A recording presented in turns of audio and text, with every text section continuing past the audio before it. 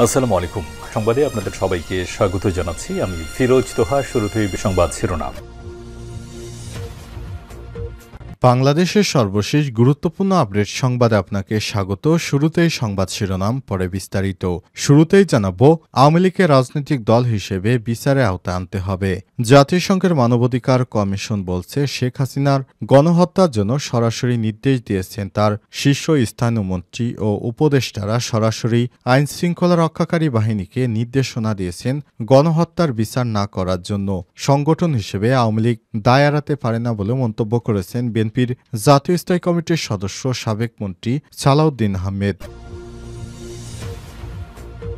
এরপর জানাবো, তিস্তার ন্যায্য হিস্সা আদায়ে লাখো মানুষের ভিড়। লালমনিরহাটে তিস্তা নদীর পানির ন্যায্য হিস্সা আদায় ও মেগা প্রকল্প বাস্তবায়নের দাবিতে লাখো মানুষ ভিড় করেছেন। স্ট্রেস প্রস্তুতসহ সব ধরনের প্রস্তুতি সম্পন্ন হয়েছে।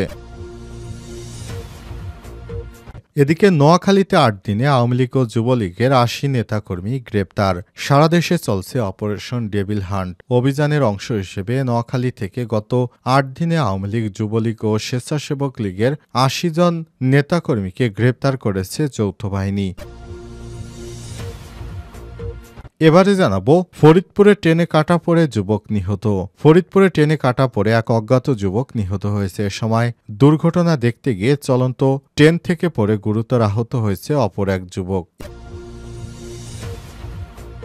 এদিকে ভাড়া বাসা থেকে পুলিশ সদস্যের লাশ উদ্ধার। বান্দরবনের বনরূপা এলাকায় এক নারীর পুলিশ সদস্যের ঝুলন্ত মরদেহ উদ্ধার করেছে পুলিশ। সোমবার ১৭ ফেব্রুয়ারি সকালে বান্দরবন পৌর এলাকায় বনরূপা পাড়া এলাকায় নিজ বাসা থেকে তার মরদেহ উদ্ধার করা হয়। নিহত রূপা দাস বান্দরবন সদর থানায় কর্মরত ছিলেন এবং পুলিশ সুপার কার্যালয়ে কর্মরত কনস্টেবল সৌরভ দাস ঢালি ৩২ এর স্ত্রী। রূপা দাসের বাড়ি চট্টগ্রামের সাতকানিয়া উপজেলার ধর্মপুর এলাকায়। এবং সর্বশেষ জানাবো, ইলিশ ধরা বন্ধ থাকবে ৫৮ দিন।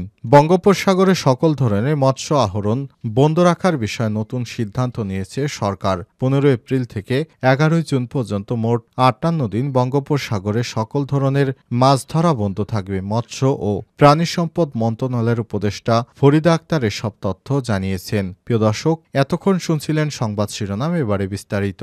তবে তার আগে বন্ধুরা, অনুরোধ থাকবে সংবাদটিতে একটি লাইক দিন। এই চ্যানেলে আপনি নতুন হয়ে থাকলে আমাদের সংবাদটি দেখতে দেখতে চ্যানেলটি সাবস্ক্রাইব করে রাখুন, যাতে করে বন্ধুরা আমাদের পরবর্তী লেটেস্ট আপডেট সংবাদগুলো সবার আগে আপনার কাছে পৌঁছে যায়। কমেন্ট করে আপনার মূল্যবান মতামত জানিয়ে দিন আপনি বিশ্বের কোন দেশ থেকে বা বাংলাদেশের কোন স্থান থেকে আমাদের সংবাদটি দেখছেন এবং শুনছেন। এবারে বিস্তারিত। আওয়ামী লীগকে রাজনৈতিক দল হিসেবে বিচারের আওতায় আনতে হবে। জাতিসংঘের মানবাধিকার কমিশন বলেছে, শেখ হাসিনা গণহত্যার জন্য সরাসরি নির্দেশ দিয়েছেন তার শীর্ষস্থানীয় মন্ত্রী উপদেষ্টারা। সরাসরি আইন শৃঙ্খলা রক্ষাকারী বাহিনীকে নির্দেশনা দিয়েছে গণহত্যার বিচার না করার জন্য।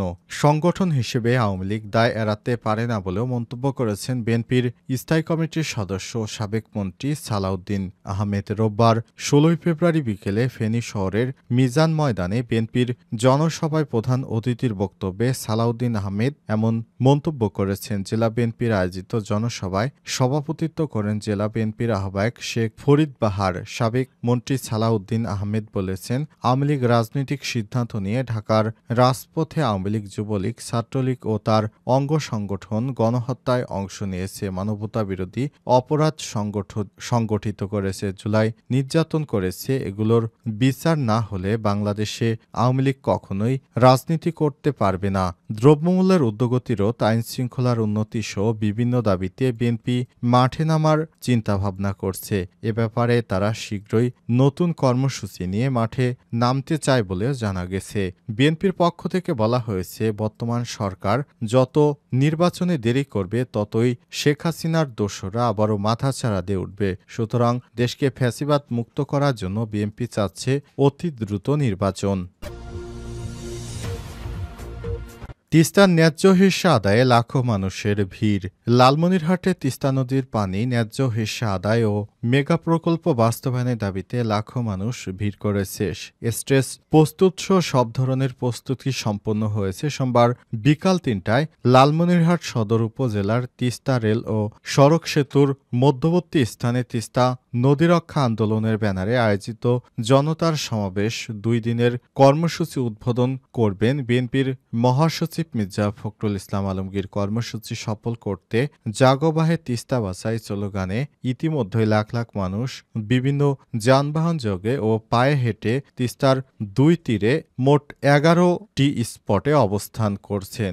২ দিনের এই কর্মসূচিতে অংশগ্রহণকারীদের রাত্রিযাপনের জন্য নদীর তীরে বিভিন্ন স্থানে তাঁবু টানানো হয়েছে। এছাড়াও রয়েছে খাদ্য ভাণ্ডার, মাইকিং, লিফলেট, ব্যানার, পোস্টার, সভা, সেমিনার সহ বিভিন্ন মাধ্যমে যেভাবে প্রচারণা চালানো হয়েছে তাদের সংশ্লিষ্টদের ধারণা শুধু বাংলাদেশ সরকার নয়, গোটা বিশ্ব দেখবে একটি নদীর জন্য কত পিছিয়ে রয়েছে অঞ্চলের মানুষ। জানা গেছে দীর্ঘদিন ধরে ভারতের গজলডোবায় ব্যারেজ নির্মাণ করে একতরফা পানি নিয়ন্ত্রণ করা হচ্ছে, আর সে কারণে বাংলাদেশের অংশে তিস্তা নদীর তার স্রোতধারা হারিয়েছে এখন মৃতপ্রায়। বিগত সরকারগুলো এই তিস্তা নদীর দোহাই দিয়ে ভোট চাইতেন বলে দাবি করেছে আন্দোলনে অংশ নেয়া এস.এম. গোলাম মোস্তফা ৬০, হাসানুল আজিজ ৫৫। এখনকার স্থানীয়রা অন্তর্বর্তীকালীন সরকারের কাছে তাদের প্রত্যাশা সকল রাজনৈতিক জটিলতা দূর করে তিস্তা নদী ঘিরে যে মহাপরিকল্পনা রয়েছে তা দ্রুত বাস্তবায়ন চান তারা।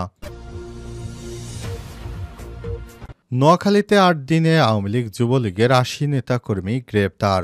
সারা দেশে চলমান অপারেশন ডেভিল হান্টের অভিযানের অংশ হিসেবে নোয়াখালী থেকে গত ৮ দিনে আওয়ামী লীগ যুবলীগ ও স্বেচ্ছাসেবক লীগের ৮০ নেতাকর্মীকে গ্রেপ্তার করেছে যৌথ বাহিনী। সোমবার ১৭ ফেব্রুয়ারি সকালে বিষয়টি নিশ্চিত করেছে নোয়াখালীর অতিরিক্ত police super crime and ops Mohammad Ibrahim. জানা যায়, স্বরাষ্ট্র মন্ত্রণালয়ের পক্ষ থেকে অপারেশন ডেভিল হান্ট ঘোষণার পর থেকে নোয়াখালীর ৯ উপজেলায় অভিযান পরিচালনা করে আসছে যৌথ বাহিনী। এসব অভিযান উপলক্ষে গত ৮ দিনে আওয়ামী লীগ, যুবলীগ ও স্বেচ্ছাসেবক লীগের ৮০ নেতাকর্মীকে গ্রেপ্তার করা হয়েছে। বিষয়ে নোয়াখালীর অতিরিক্ত police super crime and ops Mohammad Ibrahim বলেছেন, অপারেশন ডেভিল হান্ট একটি বিশেষ অভিযান যা ৮ই ফেব্রুয়ারি থেকে সারা দেশে একযোগে শুরু হয়েছে।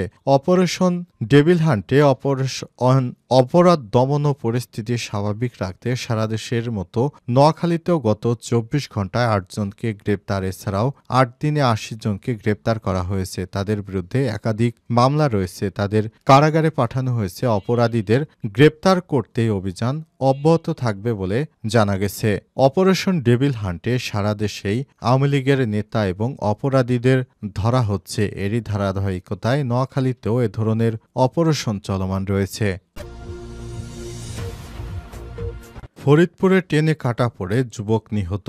ফরিদপুরে ট্রেনে কাটা পড়ে অজ্ঞাত এক যুবক নিহত হয়েছে। এ সময় দুর্ঘটনা দেখতে গিয়ে চলন্ত ট্রেন থেকে পড়ে গুরুতর আহত হয়েছে অপর এক যুবক। সোমবার ১৭ ফেব্রুয়ারি সকাল ৭:৩০টার দিকে ফরিদপুর শহরের বাইতুল আমান এলাকায় রাজবাড়ী থেকে ভাঙাগামী এলাকায় ট্রেনে এই দুর্ঘটনা ঘটে। তবে নিহত ওই যুবকের মৃত্যুর বিষয়টি দুর্ঘটনা নাকি আত্মহত্যা সেটি নিশ্চিত করা যায়নি। নিহতের নাম পরিচয় এখনো জানা সম্ভব হয়নি। স্থানীয় বাসিন্দা শান্ত পাট্টাদার বলেছেন, সকালে তিনি ওই যুবককে রেল লাইনের উপর বসে থাকতে দেখে তাকে সেখানে না বসে পাশের দোকানে এসে বসতে বলেন। তাতেও সে কর্ণপাত না করলে ট্রেন চলে আসার পর রেল লাইনের পাশে তার শরীর বিচ্ছিন্ন অংশগুলো রক্তাক্ত অবস্থায় পড়ে থাকতে দেখা গেছে। পরে খবর পেয়ে স্থানীয় পুলিশ গিয়ে লাশ উদ্ধার করে মর্গে পাঠায়। এ সময় দুর্ঘটনা কবলিত ট্রেনের যাত্রী আফিফ আল আবির ২০ ঘটনাটি ট্রেনের